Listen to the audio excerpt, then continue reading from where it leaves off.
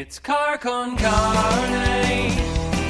Let's eat in the car. It's Car Con Carne. And now here's the star of our show, James Van Alstyne.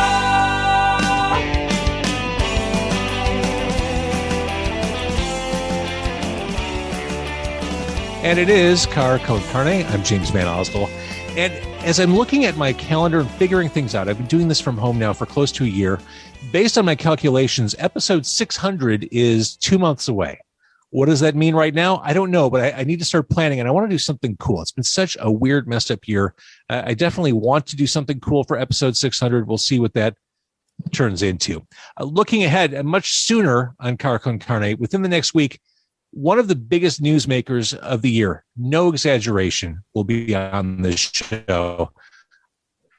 That's all I can say at this point, but truly one of the most newsworthy people of the past year will be on next week.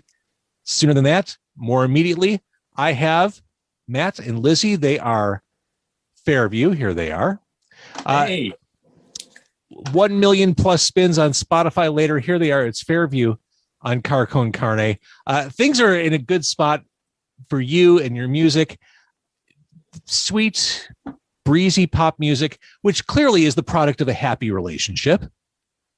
Fair to say? Some of the songs are, some of the songs aren't.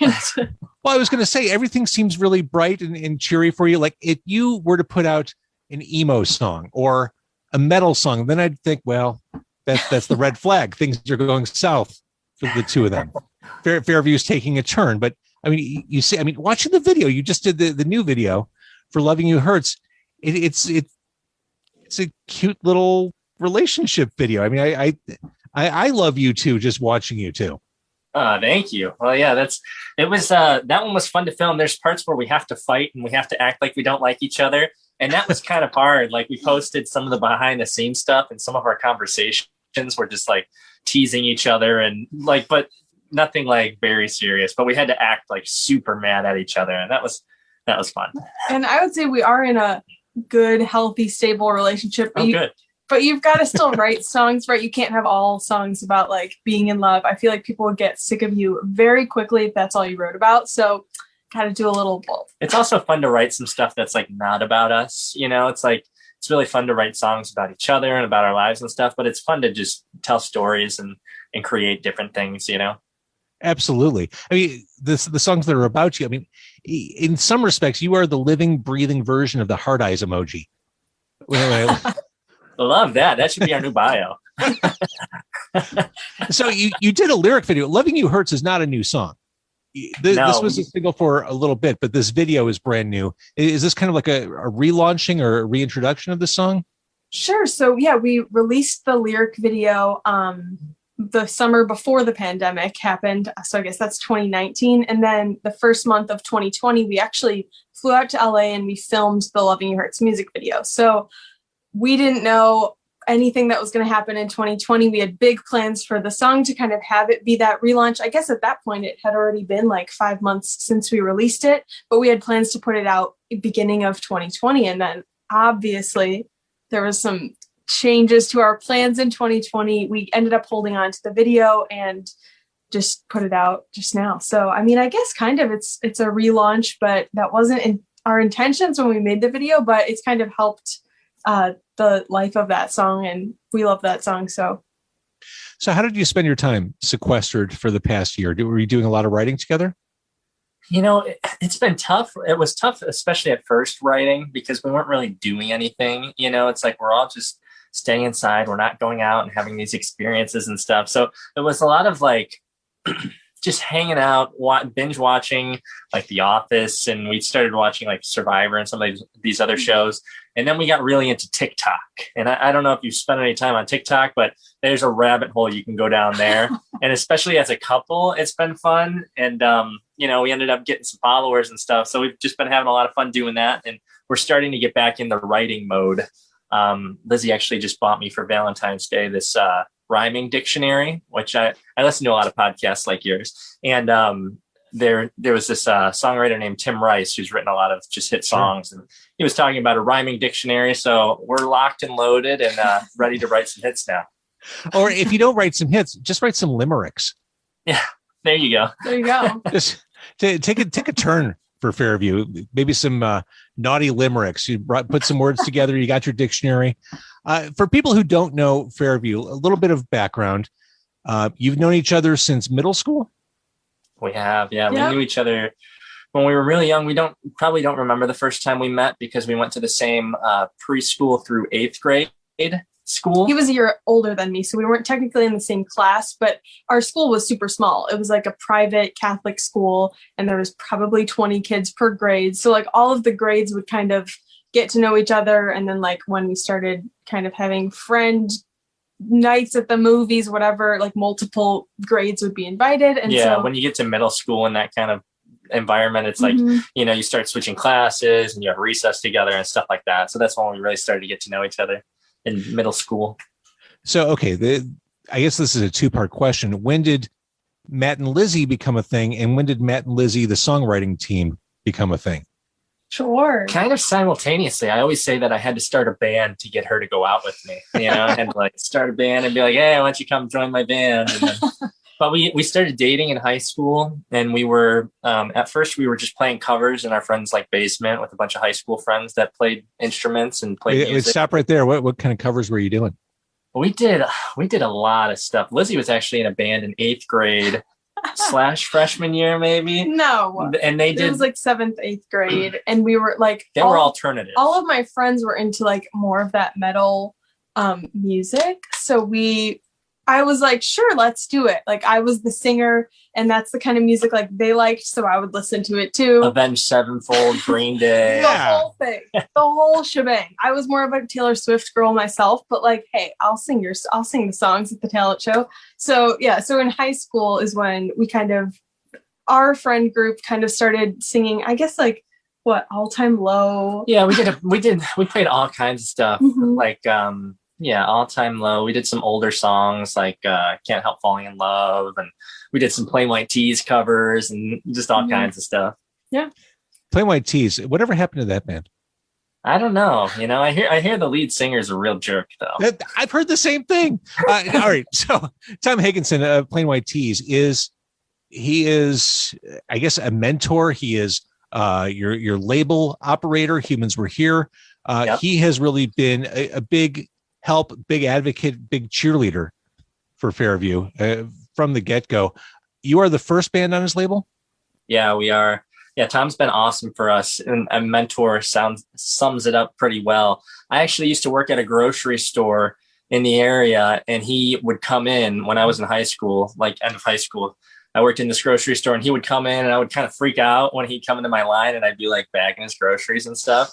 And then I'd tell him about the band that I was in, and we were big fans and stuff, and hey, you should check out our music sometime. Yeah, And he'd were be you like, kind of "Yeah, man, it's awesome." were you kind of sheepish about it? Like, okay, I'm gonna go for it now. I'm gonna tell Tom. I was like, I was like, couldn't contain myself. I was a huge Plain White Tees fan. I We remember. really were. Like we would go to concerts, we would play their covers. So like we found out that oh my gosh, they're from the same areas as us, like same suburbs. How crazy, you know? I remember being in line, or being the cashier once, and he was in line, and there was this older lady behind him in line. She was probably like 70 something, and I start freaking out like a total nerd, and I'm like, oh my gosh, ma'am, do you know who this is? Like, and he's like, I'm like, ma'am, have you heard the song Hey There Delilah? He's like, she doesn't know that song, and she probably didn't. She was like 70 or something, but it was awesome. Although I think at this point everyone has heard "Hey There, Delilah."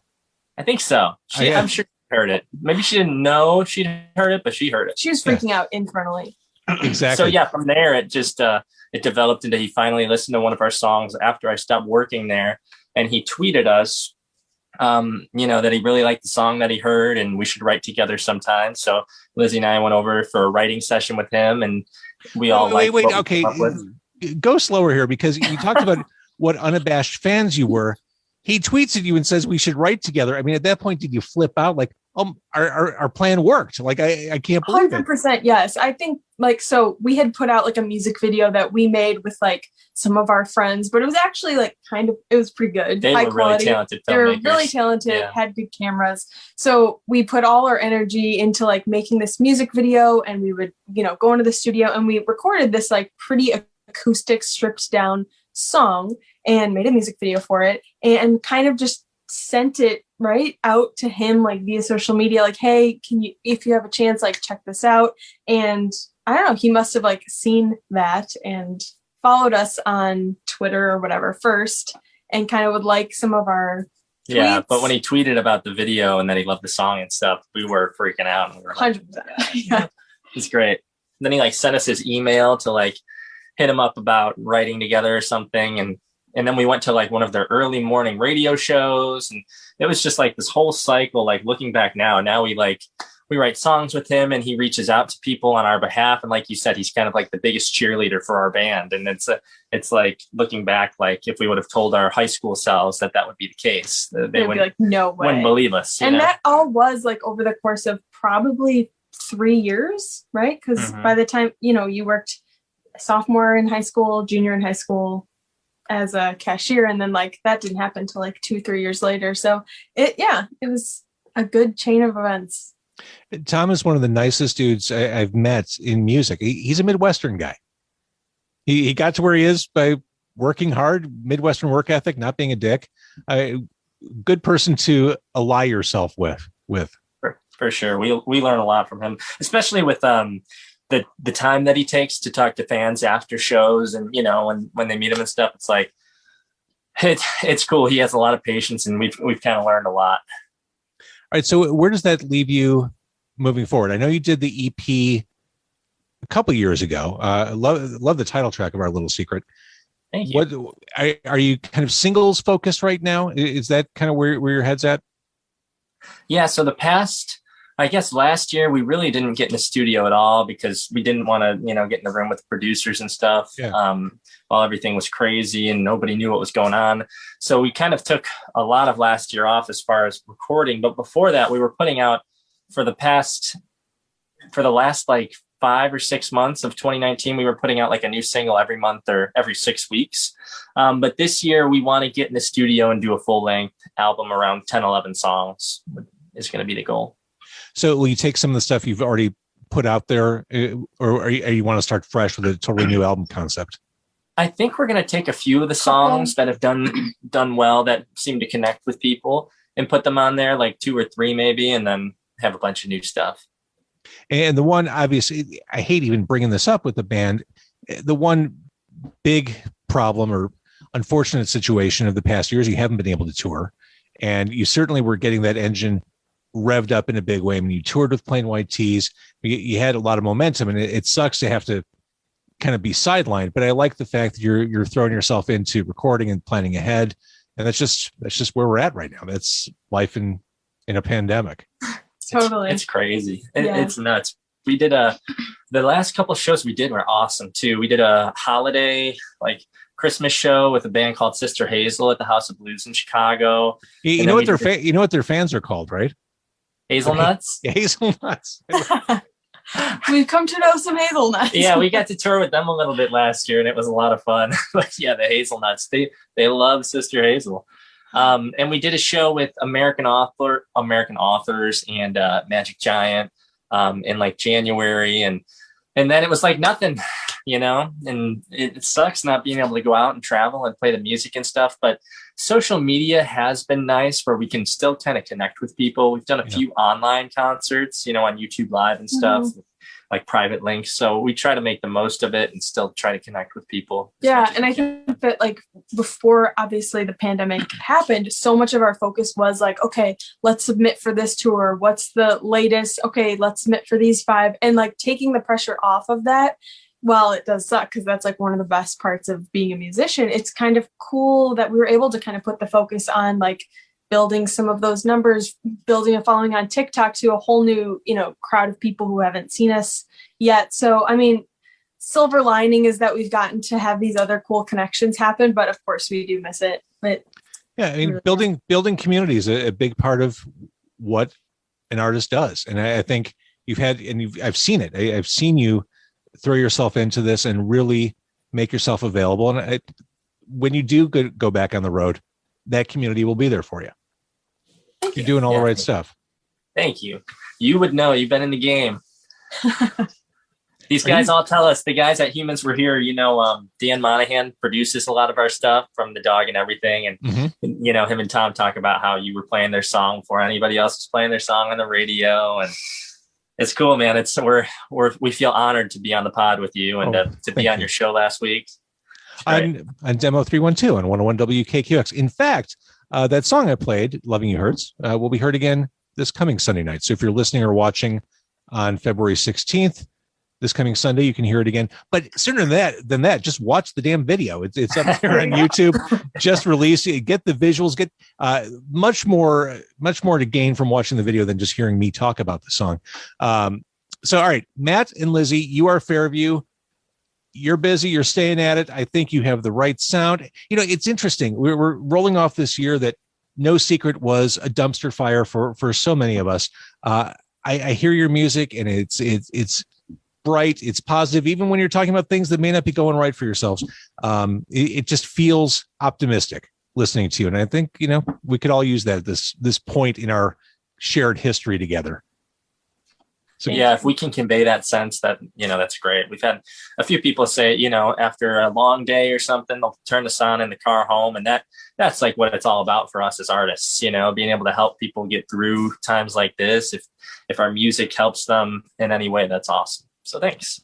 I love it. All right. So to hear you, see you, et cetera, what do you have, like a link tree or a place we should send people? Yeah, you can find us on Instagram at Fairview Official. We're on Spotify under Fairview and on TikTok as at Fairview Official. So we've got links to all that stuff from Instagram. And now that you're over 1 million spins on Spotify, I think you may be the first Chicago artist to earn more than $5 on Spotify. So congratulations. Yes. We're very proud of you.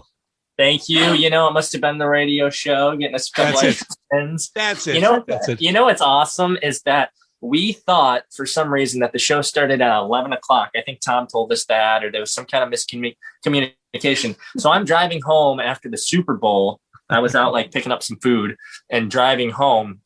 And all of a sudden I hear you start talking on the radio about Fairview. And I'm like, oh my God, are we about to be on the radio? I thought this, and so I called Lizzy and her car was sitting in the driveway all day, 0 degree day, as it was freezing last Sunday. And I'm like, yo, we're on the radio right now. Go out to your car, turn it on. So I run out. I have no coat. My shoes aren't even on all the way. I love it. And we're big fans of That Thing You Do, one of my favorite movies. And so it was a scene right out of it. It was an awesome moment. Thank you for giving that to us our first time on the radio. And it was just so fun. Wait, are you serious? That was your first time being played on the radio? That was our first time on a real radio station. We've been on some little, online stuff for college radio, but that was the first real deal. Wow. You. Oh, that's that. Well, gosh, I'm really glad to be part of that. That's super cool. Yeah, thank you. It was such a fun moment. And I got to tell you, the second time's going to be even better. I can't wait. We'll be together. Maybe we'll be prepared. Yeah. Yeah, exactly. Put on some shoes this time, perhaps. I will, and a coat. All right. Matt and Lizzy, thank you for doing